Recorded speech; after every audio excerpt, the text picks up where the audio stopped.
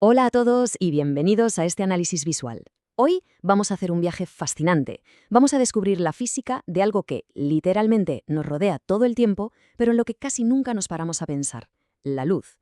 Vamos a decodificar cómo funciona exactamente esta realidad visual que experimentamos cada segundo de nuestras vidas. Vamos a ello. Vale, vamos a meternos de lleno en esto. Imaginad la típica escena cotidiana, ¿de acuerdo? Tenemos un vaso de agua transparente y metemos un lápiz dentro. Si lo miramos desde fuera, parece que el lápiz está roto justo por donde empieza el agua. Es el típico misterio visual, casi parece un truco de magia natural, ¿verdad? Pero, ¿qué está pasando realmente ahí? Bueno, para resolver este pequeño enigma, vamos a hacer un poco de ingeniería inversa y a desmontar la ciencia que hay detrás. Para que todo quede clarísimo, hemos dividido este viaje en 5 etapas. Primero, veremos las ondas y el espectro electromagnético. Luego pasaremos a la luz visible. Desentrañaremos el fenómeno de la refracción. Repasaremos las reglas de la reflexión y, para terminar, veremos cómo reaccionan los distintos materiales frente a la luz. Empezamos con la primera parte: las ondas y el espectro electromagnético. Vamos a empezar con una perspectiva verdaderamente macro, a lo grande.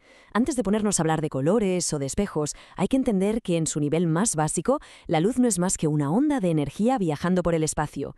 A esto lo llamamos ondas electromagnéticas. Y lo más alucinante de todo es que no necesitan absolutamente ningún material de apoyo para viajar. A diferencia del sonido, que necesita aire o agua para moverse, estas ondas pueden atravesar el vacío más absoluto del espacio a través de campos eléctricos y magnéticos que oscilan. Tenemos ejemplos de esto constantemente a nuestro alrededor, desde la luz del sol hasta las señales de radio que usamos todos los días. Fijaos, si cogemos todas estas ondas electromagnéticas y las ordenamos de forma sistemática, obtenemos lo que llamamos el espectro electromagnético. Si empezamos por las de menor frecuencia y mayor longitud, tenemos las ondas de radio. A medida que subimos la frecuencia, pasamos por las microondas, el infrarrojo, la luz visible, el ultravioleta y llegamos hasta las más potentes y penetrantes, los rayos X y los temibles rayos gamma. Al ver esto estructurado así, la verdad es que nos damos cuenta de lo pequeñísima que es la porción del espectro que realmente conforma la luz que podemos ver con nuestros propios ojos. Es una locura. Y eso nos lleva directamente a la segunda parte. ¿Qué es exactamente la luz visible? Ahora, lo que es realmente interesante de esto es que vamos a cambiar de escala por completo. Dejamos a un lado ese inmenso espectro y nos centramos en esa diminuta franja que el ojo humano es capaz de percibir. La luz visible está formada básicamente por colores, y cada uno de estos colores corresponde a una longitud de onda y a un nivel de energía totalmente distintos. Empezamos para el rojo, que es la luz visible con menor energía, y de ahí la cosa va subiendo gradualmente al pasar por el naranja, el amarillo, el verde, el azul, el índigo, hasta llegar finalmente al violeta, que concentra el nivel más alto de energía dentro del rango que nosotros podemos detectar. Pero claro, para entender cómo nos llegan estos colores hay que tener súper claras dos reglas básicas del comportamiento de la luz.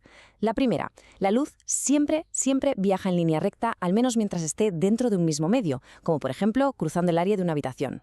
Y la segunda, se propaga en absolutamente todas las direcciones posibles desde su fuente. Imaginad una bombilla encendida o el mismísimo sol en el cielo. Están lanzando rayos hacia todas partes a la vez. Precisamente por este motivo podemos ver un mismo objeto desde un montón de ángulos distintos. La luz sale de la fuente, choca contra el objeto y viaja en línea recta hasta nosotros, estemos donde estemos situados. Pasamos a la sección 3, el fenómeno de la refracción. Teniendo ya muy claro cómo se comporta la luz en condiciones normales, vamos a ver qué pasa cuando interactúa con la materia. Y aquí es donde por fin volvemos al misterio de nuestro lápiz roto del principio. La respuesta a ese enigma se llama refracción. Este fenómeno ocurre cuando la luz cambia de dirección al pasar de un material a otro distinto, por ejemplo, al pasar del aire al agua. Pensadlo como una historia de causa y efecto.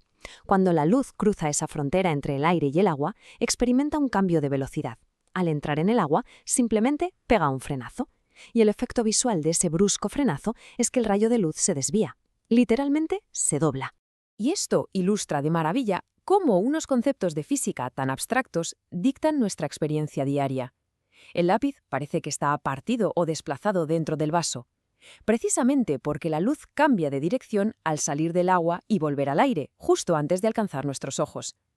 Este es exactamente el mismo principio que explica por qué podemos maravillarnos con un arco iris. La luz del sol entra en las gotas de lluvia suspendidas, se refracta, se dispersa en todos esos colores que vimos antes y se refleja por dentro. O pensad en una simple lupa. donde el cristal refracta la luz haciendo que los rayos converjan, engañando a nuestros ojos para que una mosca minúscula nos parezca gigantesca. Lo que nos lleva a la sección 4, las reglas de la reflexión. Vale, pero ¿qué pasa cuando la luz choca contra algo que directamente no puede atravesar? Aquí pasamos de la luz que se dobla a la luz que rebota, y a este mecanismo de rechazo lo llamamos reflexión.